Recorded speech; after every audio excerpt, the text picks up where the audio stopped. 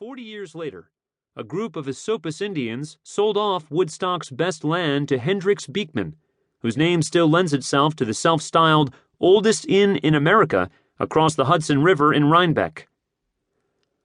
By the time Beekman died in 1716, many of Woodstock's Native Americans were gone.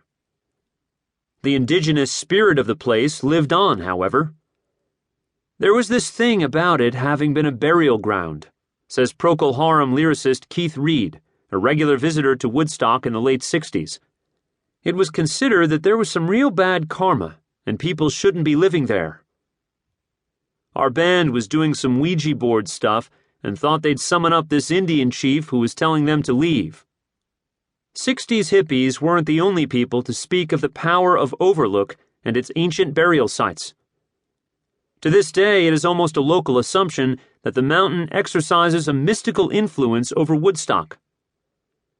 The fact that one of America's largest Buddhist monasteries stands on Meads Mountain Road, halfway up Overlook, lends weight to this conviction. The Tibetans say Woodstock is on a major ley line, says Elliot Landy. There's a certain energy right in this area. It doesn't exist in Saugerties, and it doesn't exist down in Hurley. When you come up Route 375 and you see those mountains, something changes in you. It always was a mecca, a power spot, says Maria Moldar, who first visited the town as a Greenwich Village bohemian in the late 50s.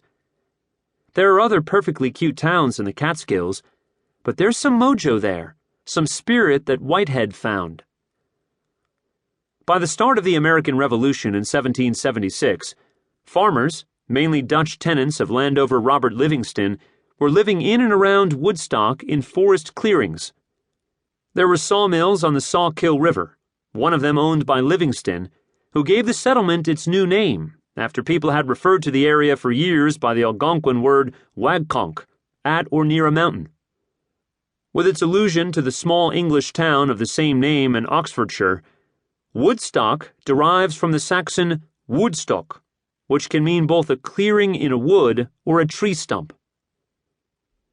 It took time for Woodstock to recover from the American Revolution, when its inhabitants were under constant threat from British raiders and their Indian allies. The settlement was all but deserted at the Revolution's end in 1783. Yet 6 years later, it received township status, covering a vast and unwieldy area of over 450 square miles. Early Woodstockers survived through a combination of farming, hunting, and lumbering. But there were also apple orchards and cider mills, together with a very smelly tannery in the heart of the village. In the early years of the new century, there were even glass-making factories in the Sawkill Valley. Working at one of them were a father and son, Lewis Edson Sr. and Jr., who have a claim to being Woodstock's first musicians of any note. In 1800, Edson Jr. even published a collection of hymns and songs entitled The Social Harmonist. Glassmaking brought money to Woodstock, increasing its population and bringing the first bank and post office to the area.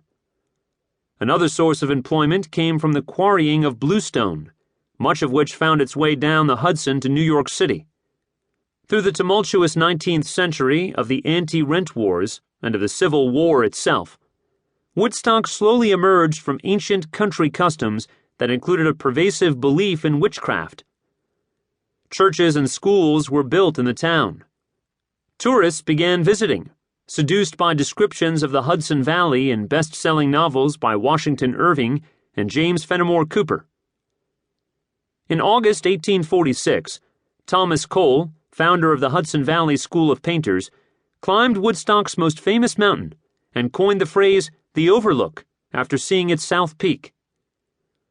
Such was Overlook's appeal to romantic travelers that plans for a hotel at its summit were made within 2 years of Cole's climb. The Overlook Mountain House opened its doors in June 1871 and, in late 1873, was visited by President Ulysses S. Grant. Artists and consumptives followed, though rarely in numbers sufficient to make the place financially viable. The Mountain House, and similar travelers' hostelries, such as George Meade's boarding house, helped turn Woodstock into a semi-fashionable summer resort.